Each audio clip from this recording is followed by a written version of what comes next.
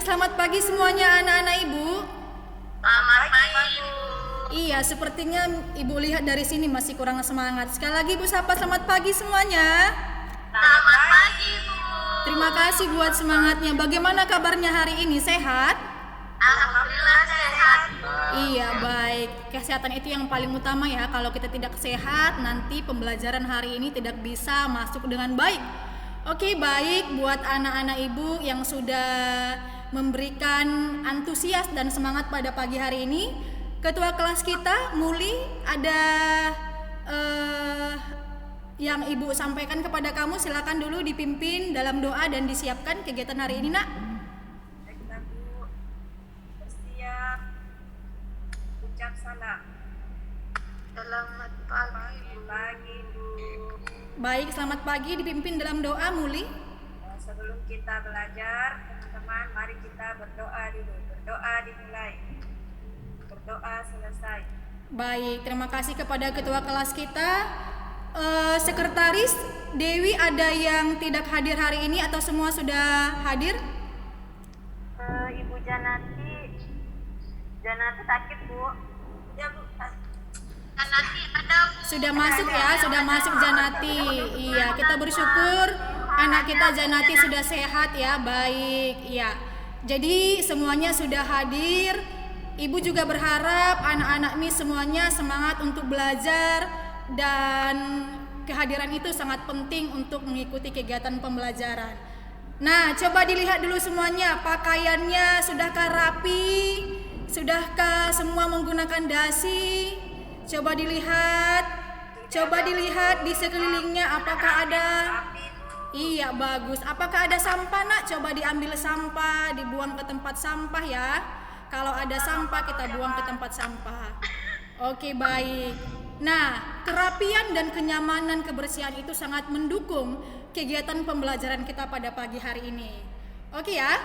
Baik, di sini Ibu akan menunjukkan apa sebenarnya tujuan dari kita belajar pada hari ini.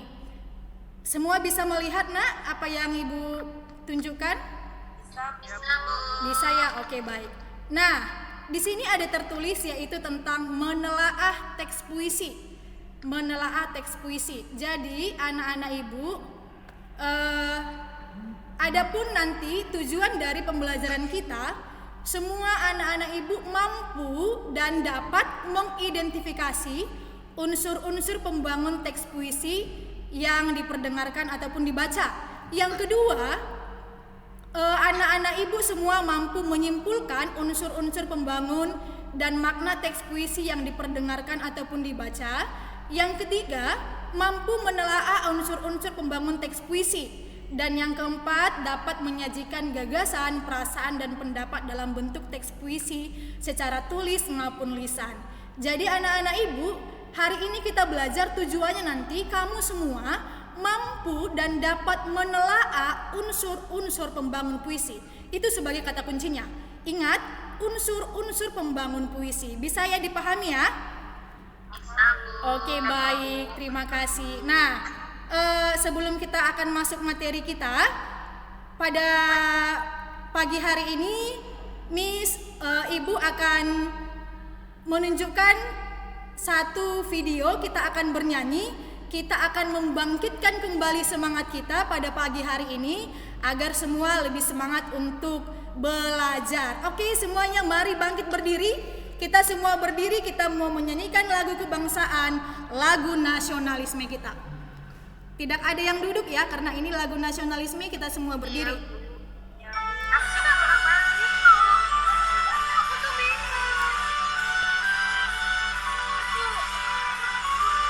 Oke, boleh mengepalkan tangannya. Halo, halo Bandung.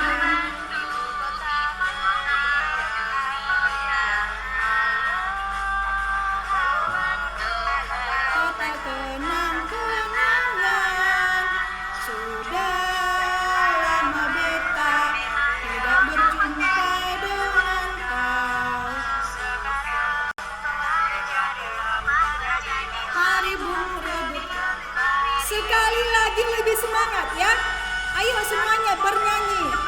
Sekali lagi ya.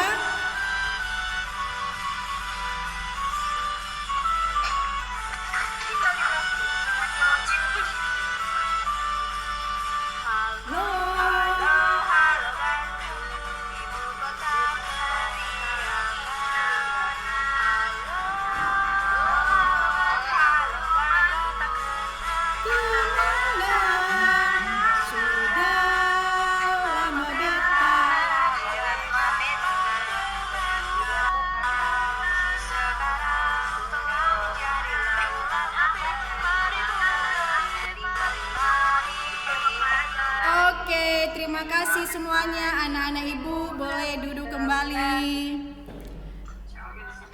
Baik, terima kasih buat semangatnya pada pagi hari ini. Itu sebagai pemula agar kita lebih semangat lagi untuk mencintai tanah air kita, bangsa kita. Oke, baik, sebelum Ibu akan menjelaskan materi kita, di sini ada motivasi untuk kamu anak-anak Ibu. Ada 2 kata-kata motivasi di sini agar kita juga lebih semangat. Yang pertama dikatakan bahwa orang bijak belajar ketika mereka bisa. Orang bodoh belajar ketika mereka terpaksa. Dari kata-kata ini, Ibu berharap kamu lebih paham dan mengerti bahwa ternyata kita harus benar-benar belajar.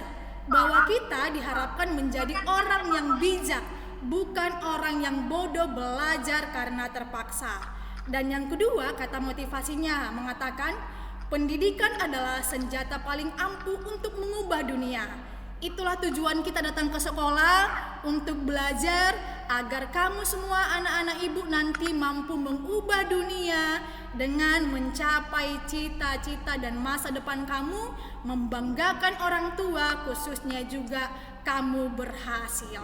Oke, bisa dipahami? Bisa. Oke, mari berikan dulu tepuk tangan yang meriah buat kita semuanya. Oke, terima kasih buat anak-anak ibu. Masuklah kita kepada materi tentang menelaah unsur puisi. Sebelum ke sini, ada yang tahu tidak apa itu puisi? Saya Oke, baik, Nur Intan Sari, apa kira-kira puisi?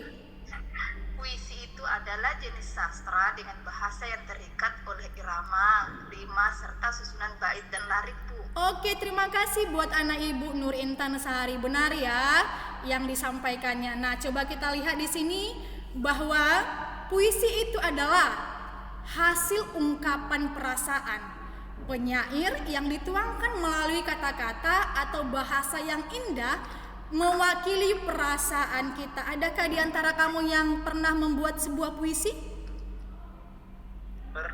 Pernah, iya, mungkin hasil perasaannya.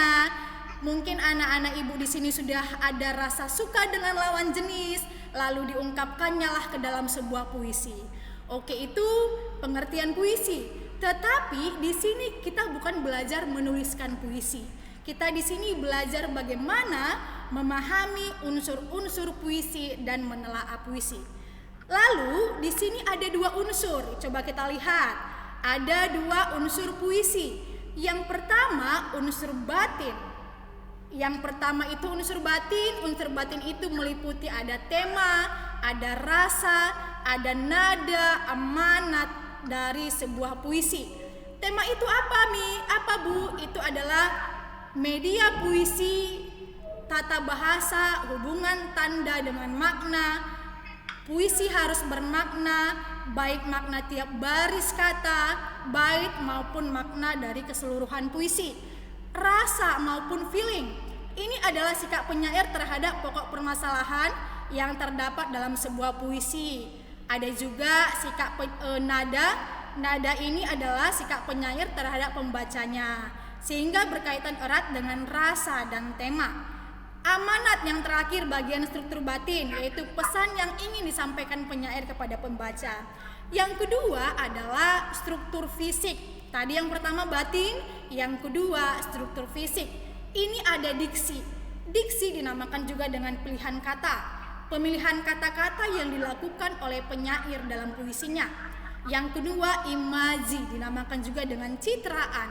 Ini adalah kata atau susunan kata-kata yang dapat mengungkapkan pengalaman, Jadi citraan ini ada dilihat dari penglihatan, pendengaran, perasaan.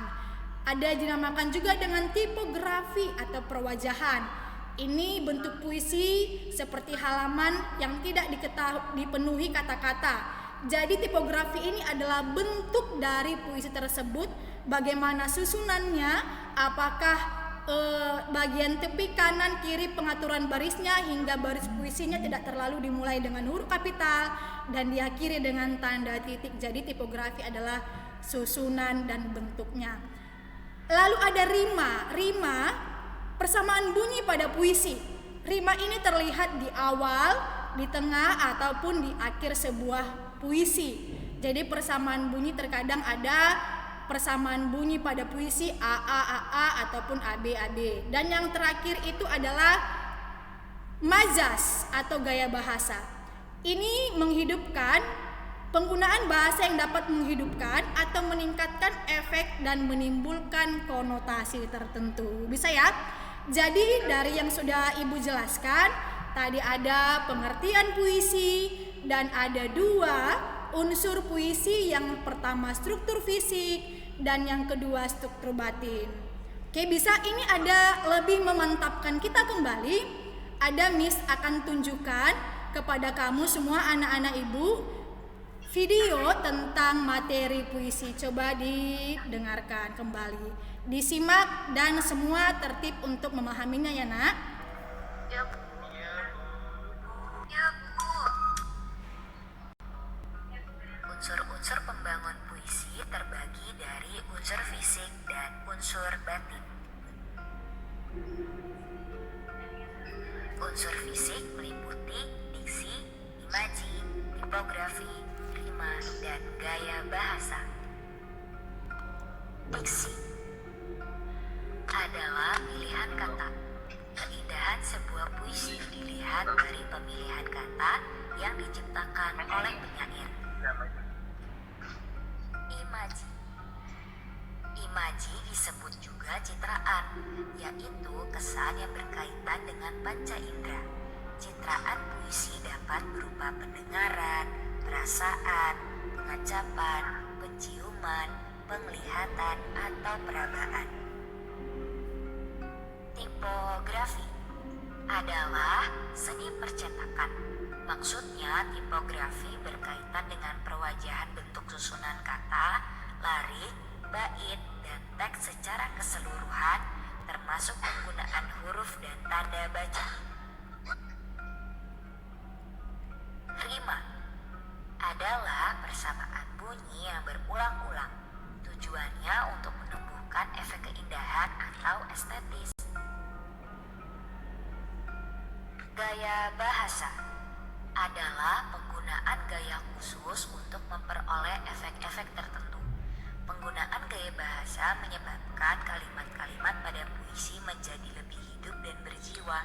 Terdapat 55 gaya bahasa yang terbagi dari 4, yaitu terdapat gaya bahasa perbandingan, pertentangan, pertautan, dan perulangan. Inilah 3 dari 55 gaya bahasa yang sering digunakan.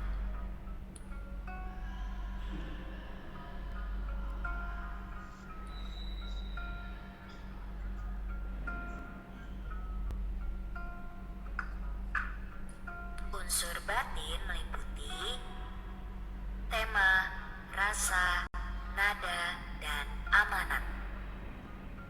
Tema adalah pokok pikiran atau ide yang digunakan penyair dalam penulisan puisi. Tema dapat ditentukan setelah kita membaca keseluruhan dan memaknai isi puisi tersebut. Rasa adalah sikap penyair terhadap masalah yang dituangkan dalam puisinya. Rasa berkaitan dengan suasana batin si penyair yang tertuang dalam puisinya.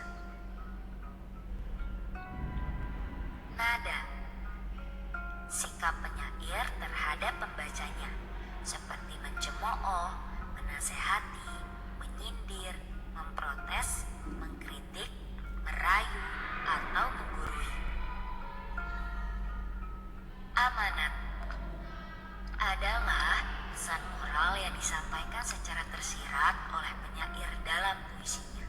Oke, baik. Terima kasih buat anak-anak ibu yang sudah menyimak dengan baik. Nah, dari penjelasan materi yang ibu sampaikan dan kamu sudah menyimak dari video tersebut, coba anak-anak ibu di sini, siapa yang tahu tadi bagian-bagian unsur puisi ada berapa?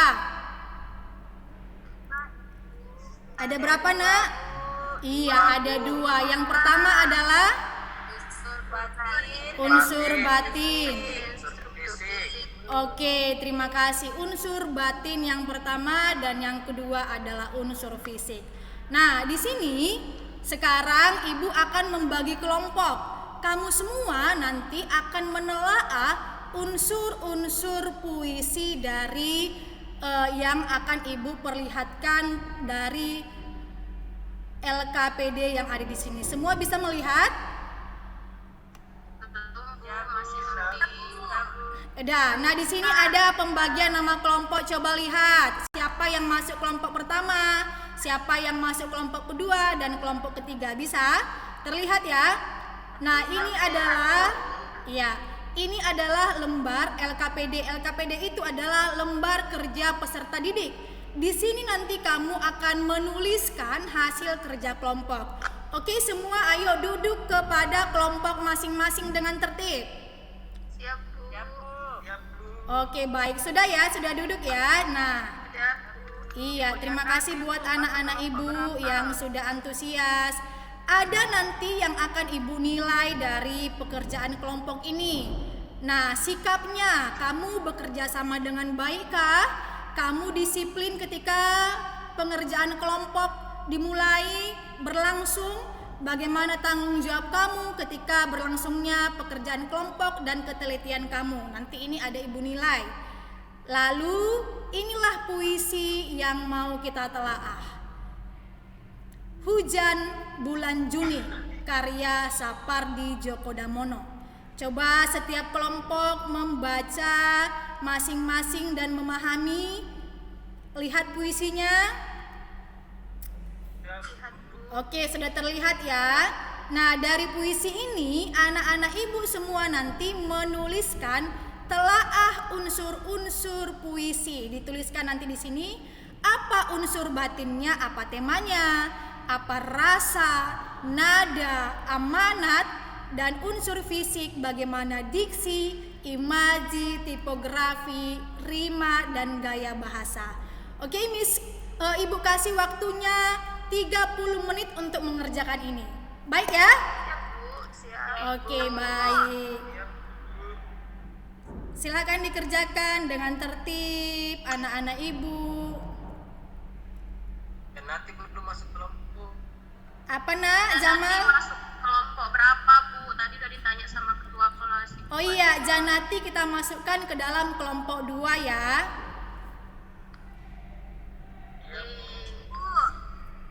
Iya nak. Dan aku maksa kami cuma 3 Sudah orang. siap semua? Sudah siap ya? Sudah, Bu. Iya, waktu kita sudah menunjukkan 30 menit, artinya sudah berakhirnya pengerjaan kelompok. Kita akan presentasi. Nah, di sini Ibu akan memanggil kelompok untuk presentasi di depan kelas dan teman-teman menyimak, nanti boleh ditanggapi. Kelompok 2, anak Ibu Astril Nurul boleh maju untuk mempresentasikan hasil yang sudah didiskusikan bersama teman kelompoknya. Silakan Astril Nurul, kamu kelompok 2 menjelaskan tentang struktur yang sudah Ibu jelaskan. Ya, Bu. Baik, Bu. Terima kasih kepada Ibu Vera. Baik teman-teman sekalian, saya dari kelompok 2 ingin mempresentasikan hasil diskusi kami, yaitu mengenai mencari struktur batin yang ada di dalam puisi Bulan Juni karya Sapardi Djoko Damono. Nah, seperti yang kita ketahui bahwa struktur batin puisi itu ada tema, rasa, nada, dan amanat. Nah, di sini kita ada di struktur batin itu yang pertama tema kelompok kami mendiskusikan bahwa tema dalam puisi Hujan Bulan Juni yaitu cinta yang disimpan dan tidak terungkapkan kepada seseorang, lebih memilih untuk mencintai dalam diam. Hal tersebut dapat dilihat pada bait pertama puisi yang digunakan penulis yang mengarahkan pembaca kepada hal-hal perasaan seorang insan yang dicintainya. Tak ada yang lebih tabah dari hujan bulan Juni. Dirahasiakannya rintik rindunya kepada pohon berbunga itu. Pada bait puisi tersebut, penulis menyembunyikan rasa rindunya, rasa cinta yang ditahan dan sengaja tidak diucapkan sampai pada akhirnya mengatakan tidak diucapkan tetap ada dan teroleh akar pohon yang berbunga itu. Nah, kemudian yang kedua ada rasa atau feeling. Pada puisi ini mengandung perasaan sedih akan ketulusan cinta, kesabaran, dan kesederhanaan yang mendalam mewarnai puisi ini. Hal itu tampak tergambar dengan jelas dari makna kata-kata yang digunakan. Selain dari rasa dalam puisi ini dapat dilihat pada lirik ke-10 dan ke-11. Dibiarkannya yang tak terucapkan diserap akar pohon bunga itu. Nah, yang ketiga ada nada atau tune. Cara pengarang menyampaikan isi puisinya yang erat kaitannya dengan rasa dan tema. Nada yang digunakan pada puisi yaitu cenderung lirih dengan emosi tenang. Hal tersebut tergambar dari pemilihan kata dan setiap bait yang digunakan penulis seperti kata tabah, bijak dan arif adalah kata yang mencirikan nada dalam puisi ini. Sehingga pengarang dalam puisinya menuangkan perasaannya hingga akhirnya menghapus jejak-jejak kakinya. Dalam penulisan puisi tersebut bahwa penulisan mengalami keraguan hingga akhirnya memilih diam dan mencintai dalam diam. Nah, yang keempat itu ada amanat, sebuah pesan yang akan disampaikan oleh penulis kepada pembaca di dalam puisi tersebut. Amanat yang disampaikan dalam puisi Hujan Bulan Juni yaitu kebesaran hati untuk menahan dan menyembunyikan rasa serta kearifan untuk tidak memaksakan kehendaknya. Begitulah teman-teman hasil presentasi dari kelompok 2. Jika ada yang memberikan tanggapan atau saran, kami persilahkan. Saya kembalikan kepada Ibu Vera. Oke, baik. Terima kasih kepada kelompok 2, anak Ibu Astril Nurul. Boleh kita berikan tepuk tangan yang meriah kepada kelompok 2. Baik, pengerjaan yang baik ya. Kerjasamanya terlihat dari cara mereka menjawab dan dari isi dari setiap struktur batin. Nanti kita akan menanggapi, kita akan menampilkan dulu kelompok 2. Kelompok 2 ini tadi ada dari teman-teman kita. Kelompok 2, Bu. Iya, kelompok 3 sekarang ada Dewi, Megi dan Sahar. Coba Megi, silakan arahkan anggota kelompoknya maju ke depan untuk mempresentasikan jawaban dari yang sudah dikerjakan. Silakan Megi. Ya, baik. Terima kasih, Bu. Ya, kami dari kelompok 3 akan mempresentasikan hasil diskusi kami yaitu mengenai struktur fisik puisi Hujan Bulan Juni karya Sapardi Djoko Damono. Jadi unsur fisik yang pertama itu adalah diksi. Diksi pada puisi Sapardi Djoko Damono ini menggunakan majas personifikasi ya. Lalu imaji yang digunakan itu adalah imaji penglihatan, dan tipografi atau perwajahannya itu menggunakan rasa kiri dan rasa kanan yang terdiri dari 3 bait. Lalu rima pada bait pertama itu berrima a i au. Lalu bait kedua itu a i a u. Bait ketiga i a u. Lalu gaya bahasa yang digunakan pada ini adalah majas personifikasi yaitu pada bait kedua, baris ketiga dan keempat. Terima kasih teman-teman. Oke, terima kasih kepada kelompok 3 yang sudah menjadi moderator, anak Ibu Megi. Boleh kita berikan apresiasi tepuk tangan kita? Baik, terima kasih anak-anak Ibu. Yang terakhir kelompok 1 boleh menanggapi, ada tanggapan dari kelompok 1 atau memberikan apresiasi kepada anak Ibu Jamal. Bu, sama Bu, kelompok Oh. saya begitu juga. Oke, baik, sama. Intinya Sepakat. kelompok 1 juga sudah menanggapi hasil presentasi kelompok 2 dan juga kelompok 3. Nah, anak-anak ibu dari yang sudah kita presentasikan ini, nah, anak-anak ibu telah menelaah bagaimana unsur-unsur puisi tersebut. Oke, sebelum ibu akan menutup dari materi kita pada hari ini, ada yang bisa menyimpulkan dari materi kita? Oke, baik. Silakan anak ibu Nur Intan. Terima kasih Bu.